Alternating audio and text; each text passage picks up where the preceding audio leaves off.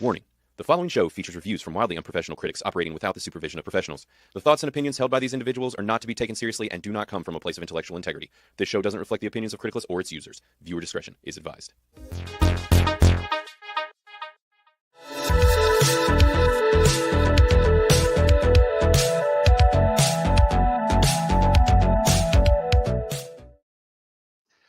Actor Armie Hammer was set up for an extremely successful career. This dude was in tons of movies, and then 2020 hit, and the guy's career hit rock bottom due to some serious allegations. Things got really crazy, and now we have news that he's back on the scene. He's been doing interviews, he's talking to people, and he's just back at it, seemingly tiptoeing his way back into Hollywood. And today we are going to be talking about the new article that dropped and the film that he is supposedly going to be acting in called The Dark Knight.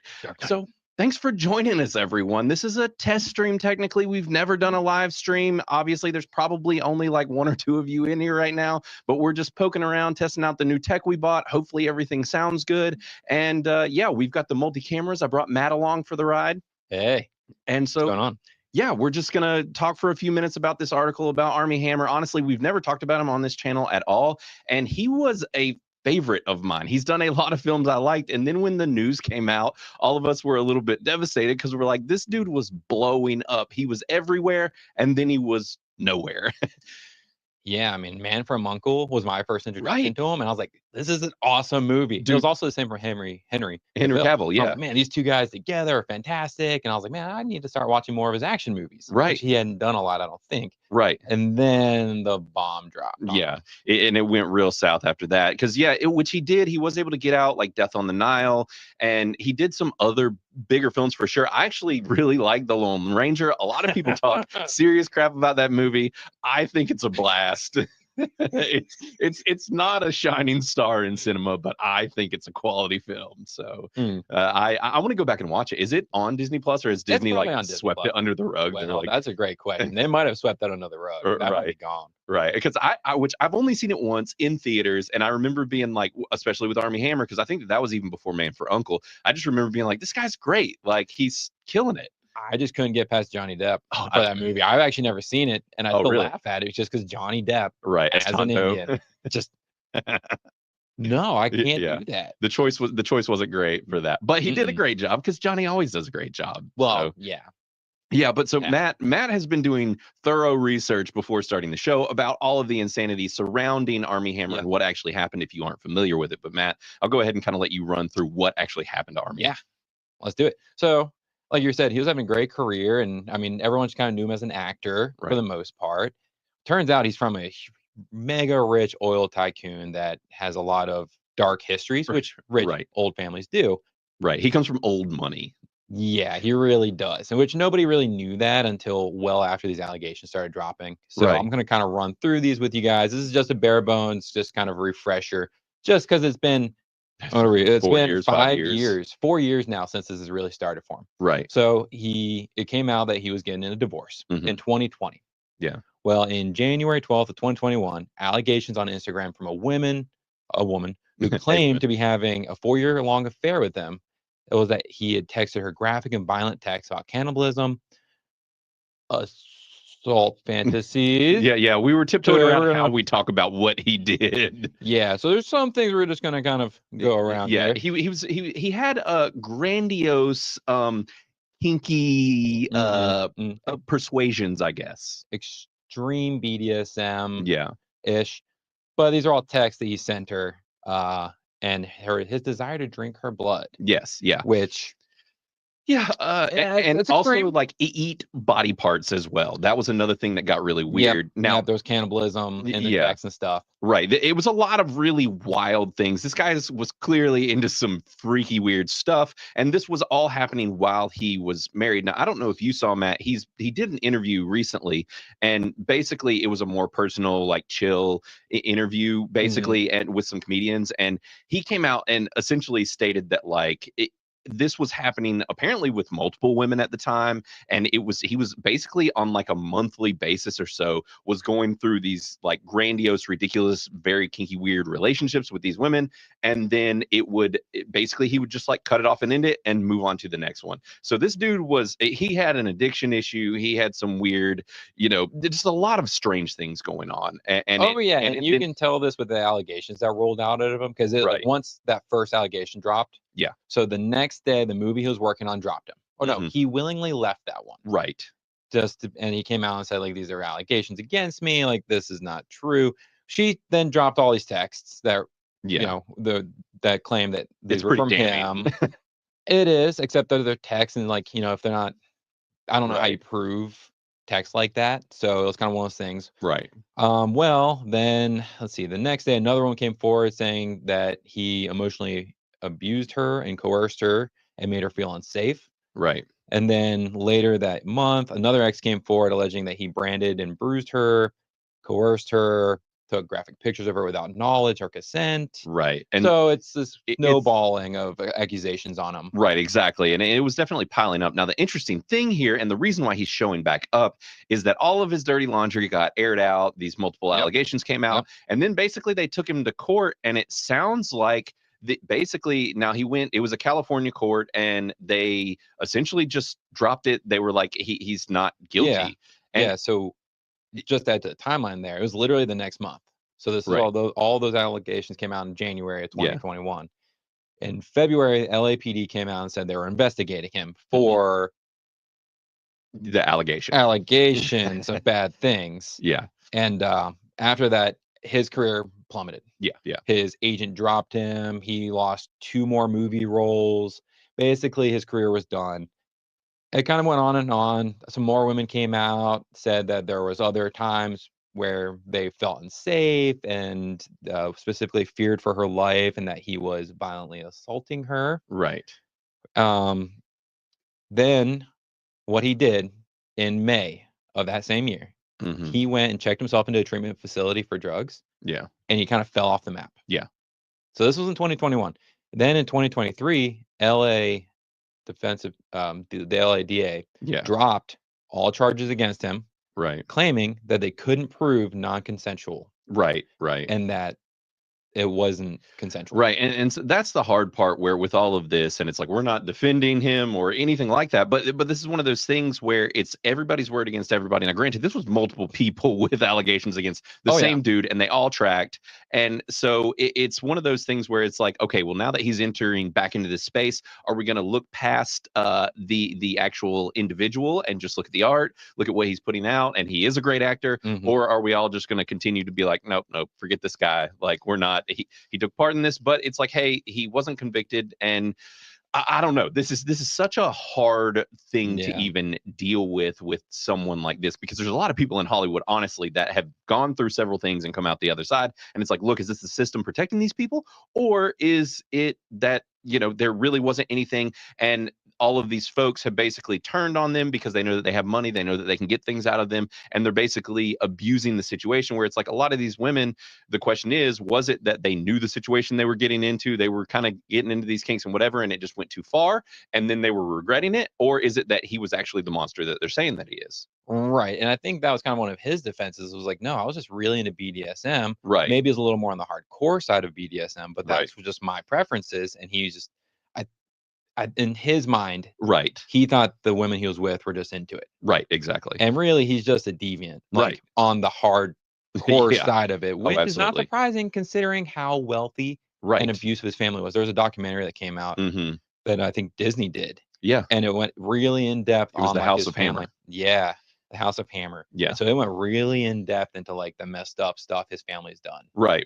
And so he comes from a dark background and all this stuff. So I guess the question is the guy reformed? Is he going to get over all this? Right. And then also on to the actual news of what they have announced here. And all of this is really pretty interesting to me. And I am going to go ahead and move past basically the parts of this article that are the things that we have talked about here. Yeah. And basically what it says is that he actually made a comment and said that his quote unquote, like his dance card was getting pretty full. And he said that basically he got to turn down his first job, and that was really refreshing.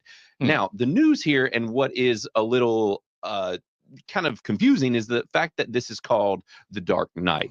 I don't know how they're able to get the I don't rights either. for Dark Knight. Yeah, I don't know either. It really doesn't make sense. And so I'm going to read the actual, basically what they're saying that this movie is going to be, which is that in The Dark Knight, it's based off an original script by Uwe Boll. Now, that's the other thing that I did want to talk about is who is directing this, which is, I guess you say Uwe is how his name is pronounced. I have no idea. He's a German dude. He's been around a long time.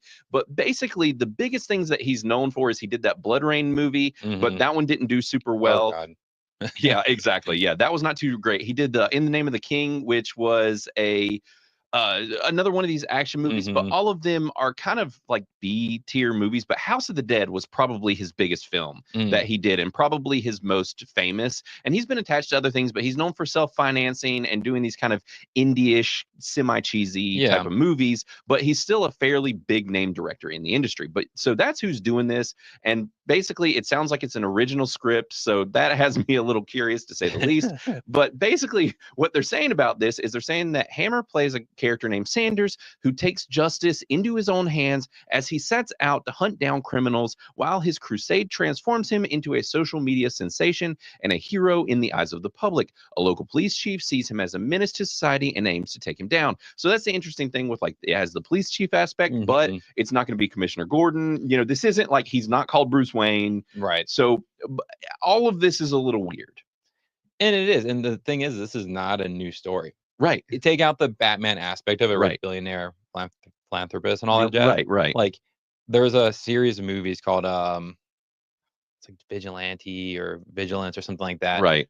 And there was like an 80s movie. And this is literally all it was. Right. Was a guy that was just like, you know what? I'm gonna take vengeance into my own hand and I'm gonna clean up the streets. Well, Like, it's kind of like the Punisher, like these anti-hero types. Yeah. Like this type of story has been told many times. The question is it going to have a superhero-y spin on it? Is it just going to be that he's a regular vigilante?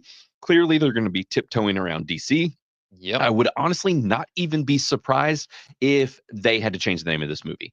It would not surprise me if DC kind of pursued that, especially because, and a lot of you don't remember, one of the people in the mix for a Batman was Armie Hammer. People wanted Armie Hammer to be Batman. He's got the physique, he's got the vibe. Like, he could have been Bruce Wayne easily. And I think he could have pulled it off really well and would have loved to see him as Batman. But basically, it says that they're claiming that this is like a very current topic and that they're going to really get into like the current zeitgeist. And I wonder if there's going to be a little tongue-in-cheek stuff with like him as a person, Armie Hammer as a person, like a little commentary on some of that. If they were smart, they would avoid it at all costs. They would just, because I think his PR machine is a freaking machine. Oh, clearly. Because if you think about it, and I was in my research was like, he's been doing all of these interviews and podcasts and stuff, trying to soften some image of him. Right. And be more human, be more normal, and be like, I'm not a total freak. Like, I just got a little bit of kinks, man. Right, man. I'm just a kinky dude. I'm normal. Right. Billionaire. I'm just a billionaire like the rest of you guys.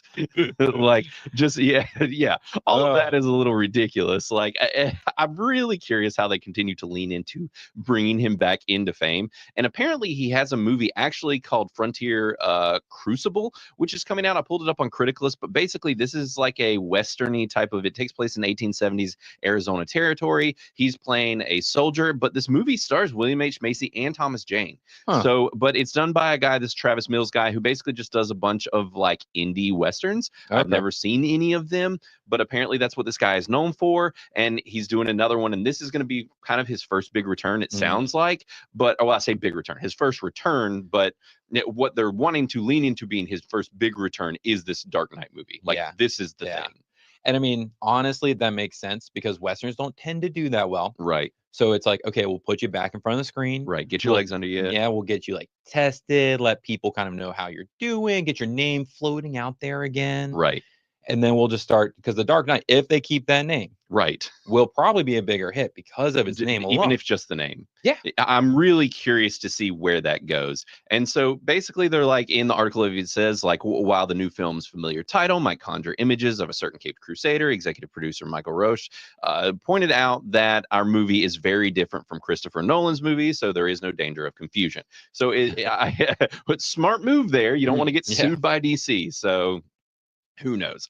But they sound like they're excited to get him involved with this. I mean, I think one of the big things is when someone goes through a kind of a nuking of their career of this type, Yeah. they really come back swinging. I mean, you think even about people like Robert Downey Jr. and Yeah. I mean that dude literally got doped up and like went and broke into a neighbor's house and like fell asleep, blacked out on their floor, like got arrested, all this stuff. A lot of bad crap Right. happened to him, and he bounced back. Yeah, there's so many other Hollywood celebrities that have been disgraced and returned. Right. And So- my biggest thing is always, though, I take a very like libertarian perspective on a lot of things where it's like, look, as long as you're not harming anybody else, do your thing. But the thing is with this, a lot of the allegations were connected to harming people. So yeah, so it's kind of hard to like it's hard to like right, put like, that into versus just like a druggie, right? Right. Like, It's like one thing if you're doping up, it's another if you're harming people. right, exactly. So the question is now is it's like with what he's done, and it is a person past forgiveness. Like is he irredeemable? Like can he come back from this or not? I guess that's for the people to decide. Yeah, and that's the thing is like in the light of the law, Right. he was presumed innocent. Was presumed innocent. So it's like, was there not enough evidence Right. to support? Because they investigated him for it was like 3 years. Right. And or were they bought and paid off? Right. Because as we mentioned multiple times, he comes from a very wealthy family. Right, right. So were they able to dig him out of this? And there's some really crazy stuff, which I don't want to get like popped for allegations and whatever that of what came out even back then. Mhm. People were even accusing him of way crazier things.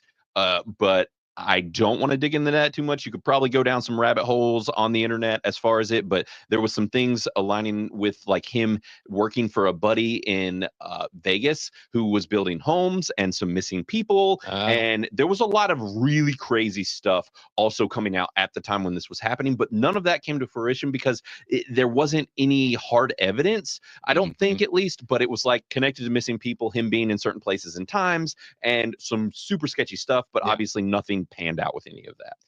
Yeah, and I think that was like kind of like hinted at or like mentioned when I was doing my research, but like none of that was proven.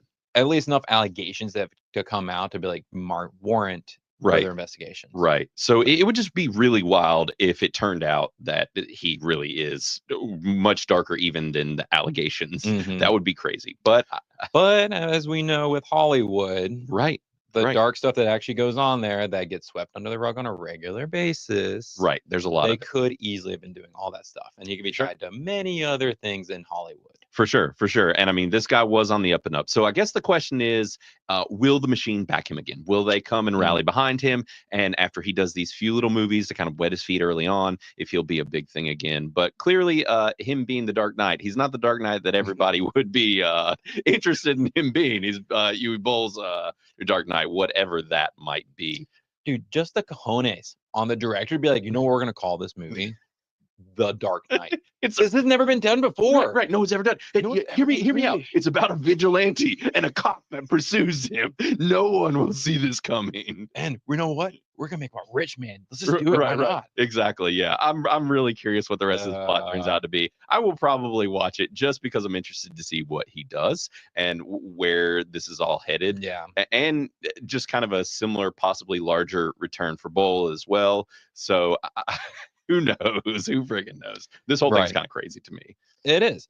And so I think, because you're kind of asking the question, like, what will his future look like? I think most people, have a short memory. Yeah, agreed. He wasn't that big of an actor. Not really. He was just getting really big. Right. It was more like indies and stuff that were really blowing up. Exactly. So he wasn't a big actor at the time. Not really. And then I don't know how many people actually paid attention to the allegations. Like Hazel 1911 in our comments said she missed these allegations. Right. So how many people just didn't even know this stuff happened? Right. Who knows that any of this really went on, or at least to the degree where they're like, oh, there was a scandal, whatever, he's not guilty, so sure, we'll accept him, welcome back in, welcome back to society and whatever. And a lot of people, like we were talking about, don't know that he was this billionaire and from this family, and so there's a lot that people aren't gonna be up to date on. So people will probably just allow it to be swept under the rug. Yeah, I agree. I think that's going to be the case. So, yeah, I guess that's pretty much it for this news article. I don't know if we is there anything in the comments you want to address since we're not used to doing these live and talking to people? Yeah, we get some shout outs. Yeah. So we do have a couple people in here, which appreciate all of three thanks of for you hopping guys. in, everybody. So of course, Miss Criticalist. Yeah. Shout out, knew you'd be here. Of course. And then Caveates. Caveatas. Yes. I always say Caveates in my head Right. when I say your name, by the way. It is weird with these handles how we get to know people, and if especially if they're like run on words or whatever, and then you like memorize an internal wrong way to say it. I do that all the time with people's handles. But so he's been here commenting. Thank you so much. And of course, Hazel 1911. Greatly appreciate you in here chatting us up. Yeah. So, yeah, guys, well, thanks for joining us for this little test. If anything sounded like crap or a little wacky, definitely let us know. Yes. We, like I said, we got a new soundboard. We've reset up some things. So hopefully everything sounds good. And this will tee us up for tomorrow's live stream. So you guys have a little over 24 hours to watch A Walk to Remember. So I would recommend you do that right away, because what a movie to kick things off with besides A Walk to Remember, the very current, modern, well-known romance film, which granted it was honestly very big when we were kids or back in high school. So this is one of those critic hated, audience loved movies. So that's why we wanted to do it. It's easily accessible, easy for people to see. So that's why we are reviewing this. Also, it got recommended after I mentioned it within Criticalist Cast on Criticalist. So if you are not a user of Criticalist.com and you're somehow catching this video, then make sure to download Criticalist.com. You can find us on the internet as well. Or I guess don't download Criticalist.com. Download the app, or you can find us on the web. And we're an entertainment movie reviewing platform. And then make sure to hit the subscribe button down below. Throw us the likes, the comments, all of that helps us a lot. Let us know how this live stream went. And we will be doing more of these in the future. And who knows, maybe Matt and I will do more of these news midday live streams, and me do them live from time to time too, if we can get these lives under our belt as well. So it was fun. Thanks for joining us, everyone. And we will be back tomorrow for our A Walk to Remember review, and we'll be doing a little bit more as well in that. So we want to hopefully get as many people in there as we can to talk to you guys and talk about Criticalists and whatever else we want to do. And we'll have our degenerate Chris in here as well, so it won't just be Matt and I. So everybody take it easy, and we'll be back tomorrow. Later Guys.